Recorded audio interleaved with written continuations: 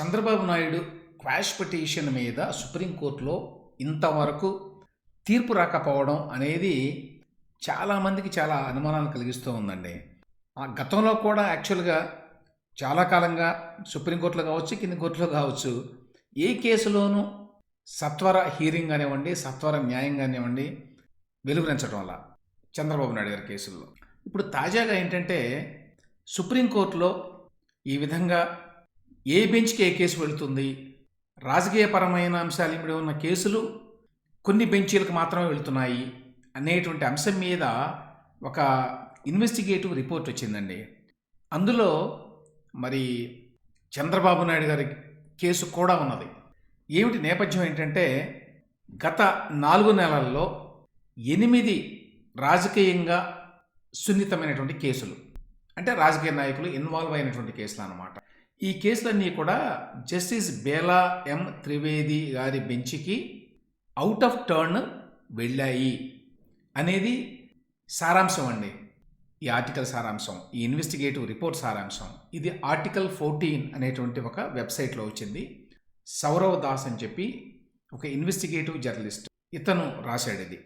అతను పాయింట్అవుట్ చేసింది ఏమిటి అంటే గత 4 నెలల్లో 8 కేసులు, రాజకీయంగా సున్నితమైన కేసులు, రకరకాల పార్టీలు, రకరకాల రాజకీయ పార్టీల నాయకులు ఇన్వాల్వ్ అయినటువంటి కేసులు అన్నీ కూడా జస్టిస్ బేలా ఎం త్రివేది గారి బెంచ్కు వెళుతున్నాయి. అలా వెళ్ళడం కాకతాళీయం కాదు, ఎందుకంటే ఈ కేసులన్నీ కూడా వేరే సీనియర్ జడ్జీలకు వెళ్లాల్సి ఉంది లెక్క ప్రకారం. లేకపోతే ఇటువంటి కేసులే వింటున్నటువంటి వేరే జడ్జీలు ఉంటే వారి దగ్గరికి వెళ్ళాలి. ఒక కేసు కనుక ఒకళ్ళు వింటున్నారనుకోండి, ఒక బెంచ్ కానీ, ఒక న్యాయమూర్తి కానీ, హైకోర్టులో కావచ్చు, సుప్రీంకోర్టులో కావచ్చు, అటువంటి కేసే మరొకటి వస్తే అదే జడ్జికి వెళ్ళాలన్నమాట. అది పద్ధతి, అది సాంప్రదాయం. కానీ అలా జరగడం లేదు. ప్రత్యేకంగా ఈ కేసులు ఏవైతే ఉన్నాయో 8 కేసులు, ఇవన్నీ కూడా అవుట్ ఆఫ్ టర్న్ వెళ్ళినాయి అని చెప్పి ఈ ఆర్టికల్ 14లో వచ్చినటువంటి ఇన్వెస్టిగేటివ్ రిపోర్ట్ సారాంశం. ఈ 8 కేసులు ఏమిటంటే, ఒకటి ఉమర్ ఖాలిద్ అనేటువంటి ఒక స్టూడెంట్ బెయిల్ ప్లీ, ఇతని మీద ఊపా కేసు పెట్టారండి. అతని యొక్క బెయిల్ కోసం వేసిన అప్లికేషను బేలా ఎం త్రివేది గారి బెంచ్కి వెళ్ళింది. అలాగే ఊపా ప్రొవిజన్స్ కొన్ని ఛాలెంజ్ చేస్తూ వేసిన పిటిషన్లు ఆవిడ దగ్గరికి వెళ్ళినాయి. అలాగే తమిళనాడు గవర్నమెంట్ గత ప్రభుత్వంలో సీఎంగా ఉన్నటువంటి ఎడప్పడి పళనిస్వామి మీద పెట్టినటువంటి ఒక కేసుకు సంబంధించి వ్యవహారం కూడా మరి జస్టిస్ బేలా త్రివేది గారి బెంచ్కి వెళ్ళింది. ఈ మధ్య డిఎంకే ప్రభుత్వంలో మంత్రిగా ఉన్నటువంటి సెంథిల్ బాలాజీ అని చెప్పి ఉన్నాడు. ఆయన మెడికల్ బెయిల్ కోసం వెళితే సుప్రీంకోర్టుకి, అది కూడా జస్టిస్ బేలా ఎం త్రివేది గారి బెంచ్కి వెళ్ళింది. అలాగే మహేష్ రౌత్ అని చెప్పి భీమా కోరేగాం కేసు చాలా ఫేమస్ కేసు కదా, అందులో వరవరరావు ఇంకా చాలామంది ఉన్నారు. ఆ కేసులో బెయిల్ కోసం ఆయన కోరుకుంటే ఆ కేసు కూడా బేలా ఎం త్రివేది గారి బెంచ్కి వెళ్ళింది. అదేవిధంగా కర్ణాటక డిప్యూటీ సీఎం అందరికీ తెలుసు డికే శివకుమార్ గారు, చాలా కేసులు పెట్టారు ఆయన మీద బీజేపీ ప్రభుత్వం. ఆయన మీద సిబిఐ ఇన్వెస్టిగేషన్ కూడా జరుగుతోంది. దానికి సంబంధించిన కేసు కూడా బేలా ఎం త్రివేది గారి బెంచ్కి సుప్రీంకోర్టులో వెళ్ళింది.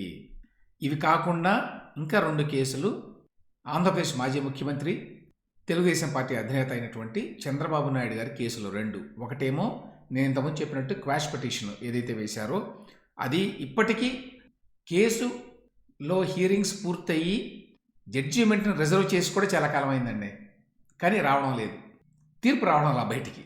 అదేవిధంగా ఈ మధ్య కాలంలో మళ్ళీ మరి హైకోర్టులో ఆయనకి బెయిల్ వస్తే ఆ బెయిల్ ఛాలెంజ్ చేస్తూ ఏపీసీఐడి వారు కేసు వేశారు సుప్రీంకోర్టులో.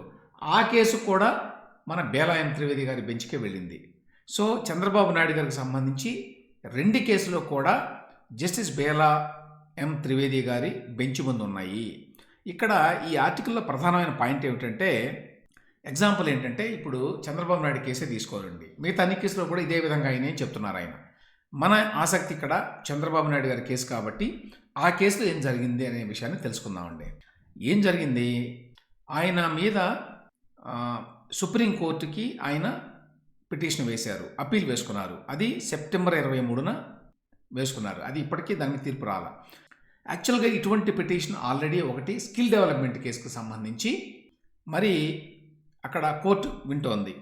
ఎవరు వింటున్నారంటే జస్టిస్ అభయ్ ఎస్ ఓకా అనేటువంటి న్యాయమూర్తి ముందు ఈ కేసు ఉన్నది.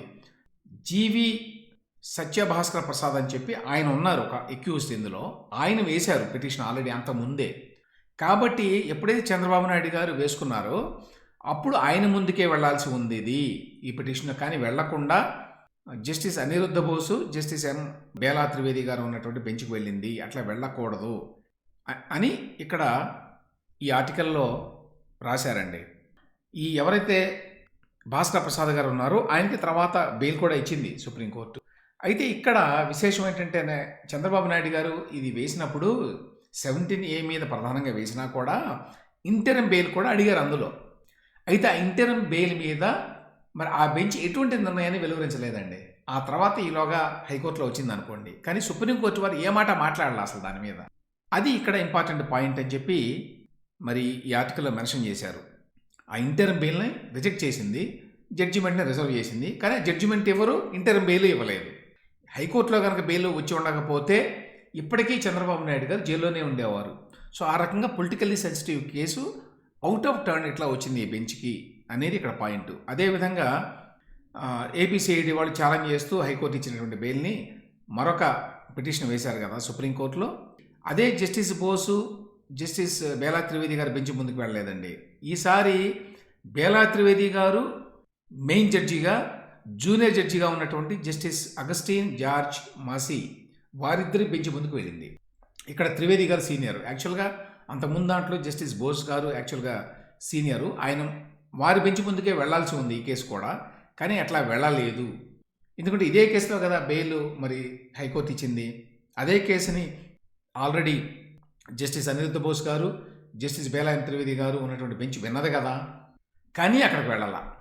సో ఆ విధంగా మిగతా కేసుల్లో కూడా, మిగతా 6 కేసుల్లో కూడా ఇదే విధంగా జరిగింది అనేది ఈ రిపోర్ట్ సారాంశం అండి. అదేవిధంగా మిగతా కేసుల్లో కూడా రాజకీయంగా డిఎంకే కావచ్చు, రకరకాల వాళ్ళు ఉన్నారు. కాంగ్రెస్ పార్టీకి చెందినటువంటి డికే శివకుమార్ కావచ్చు, వీళ్ళందరి కేసులో కూడా తిరిగి మరి జస్టిస్ బేలా త్రివేది గారి బెంచ్కి వెళుతున్నాయి. జస్టిస్ బేలా త్రివేది గారు గుజరాత్ నుంచి వచ్చినటువంటి న్యాయమూర్తి. ఆవిడ అంతకుముందు మన ప్రధానమంత్రి నరేంద్ర మోదీ గారి గుజరాత్ ప్రభుత్వంలో, ఆయన గుజరాత్ ముఖ్యమంత్రిగా ఉన్నప్పుడు ఆ ప్రభుత్వంలో లా సెక్రటరీగా పనిచేశారు. అదొక ఇంపార్టెంట్ ఇష్యూ. తర్వాత మామూలుగా ఈ లిస్టింగ్ ఆఫ్ కేసెస్ ఎలా జరుగుతుందంటే చీఫ్ జస్టిస్ ఆఫ్ సుప్రీంకోర్టు ఆయన్ని మాస్టర్ ఆఫ్ రోస్టర్ అంటారండి. అంటే ఆయనే ఎవరికి ఏ కేసు వెళ్ళాలో నిర్ణయిస్తారు, ఏ జడ్జికి ఏ కేసు వెళ్ళాలి అని. కానీ దానికి కొన్ని గైడ్ లైన్స్ ఉన్నాయి. ఆ గైడ్ లైన్స్ ఏమిటంటే ఒక సీనియర్ జడ్జిలకి ఫలానా కేసులు వెళ్ళాలి, లేకపోతే ఒక కేసు ఎవరైనా ఒక న్యాయమూర్తి వింటూ ఉంటే అటువంటి కేసే కనుక ఇంకోటి ఫైల్ అయితే ఈ కేసు కూడా తప్పనిసరిగా అదే న్యాయమూర్తి దగ్గరికి వెళ్ళాలి. తర్వాత ఒక న్యాయమూర్తి ఒక కేసును వింటూ ఉన్నప్పుడు ఒక బెంచి, ఆ బెంచ్లో ఒక జడ్జి ఒకలా రెక్యూజ్ చేసినా వెళ్ళిపోయినా కూడా ఇంకొక జడ్జి ఎవరైతే ఉంటారో ఆ జడ్జి గారు కొనసాగాలి కొత్త బెంచ్ వేసినా కూడా. కానీ ఇప్పుడు జరుగుతున్నటువంటి ఈ హియరింగ్స్ ఏవైతే ఉన్నాయో వాటిల్లో ఈ మార్గదర్శకాలను పట్టించుకోకుండా జరుగుతున్నాయి అనేది ప్రధాన ఆరోపణ అండి ఇక్కడ. దీని మీద ఇప్పటికే 2 సీనియర్ న్యాయవాదులు సుప్రీంకోర్టులో వారు కూడా దీని మీద కొన్ని అభ్యంతరాలు లేవదీస్తూ వ్యాసాలు కూడా రాశారు ఇండియన్ ఎక్స్ప్రెస్ లాంటి పత్రికల్లో. కపిల్ సిబల్ గారు ఇండియన్ ఎక్స్ప్రెస్లో ఒక ఆర్టికల్ రాశారండి. అదేంటంటే ఈ సెన్సిటివ్ కేసులు ఏవైతే ఉన్నాయో వాటిని ఒక బెంచ్ నుంచి వేరే బెంచ్కి ట్రాన్స్ఫర్ చేస్తున్నారు. అంతకుముందు గతంలో ఇటువంటి కేసులు విననటువంటి బెంచ్కి ట్రాన్స్ఫర్ చేస్తున్నారు. ఇది ఒక కన్సర్న్, ఇది ఒక వర్రీ మాకు. ఇట్లా ఈ విధంగా ఎందుకు జరుగుతోంది అనేది. All is not well even in the supreme court. The constitution of benches and allocation of cases has left a lot to be desired. As a result justice is somewhat skewed అని చెప్పి మరొక న్యాయవాది దుష్యంత్ దావే, ఈయన కూడా Indian ఎక్స్ప్రెస్లో ఒక article రాశారు. అంటే 2 సీనియర్ న్యాయవాదులు కూడా ఈ అంశాన్ని మరి లేవనెత్తారు, ఇట్లా జరగకూడదు అని చెప్పి. దీని మీద ఈ ఆర్టికల్ 14లో వ్యాసం రాసినటువంటి ఎవరైతే ఇన్వెస్టిగేటివ్ రిపోర్టర్ ఉన్నారో సౌరవ్ దాస్, ఆయన chief justice of India Chandrachud గారికి కూడా ఈ విషయం మీద కొన్ని ప్రశ్నలు అడుగుతూ వారికి ఉత్తరం రాశారు. అయినా కూడా ప్రధాన న్యాయమూర్తి ఎటువంటి సమాధానం చెప్పలేదు అని కూడా ఇందులో రాశారండి. ఇక చివరిగా ప్రశాంత్ భూషణ్ గారు కూడా దీని మీద ట్వీట్ చేశారు. ఈ విధంగా జరుగుతోంది, why a serious question for the CGI.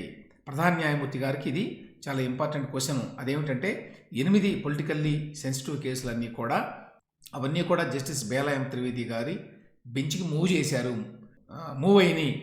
అవి అవుట్ ఆఫ్ టర్న్ మూవ్ అయినాయి. ఎందుకైనాయి ఏమిటి అనే దాని మీద ఆయన కూడా రైట్ చేశారు.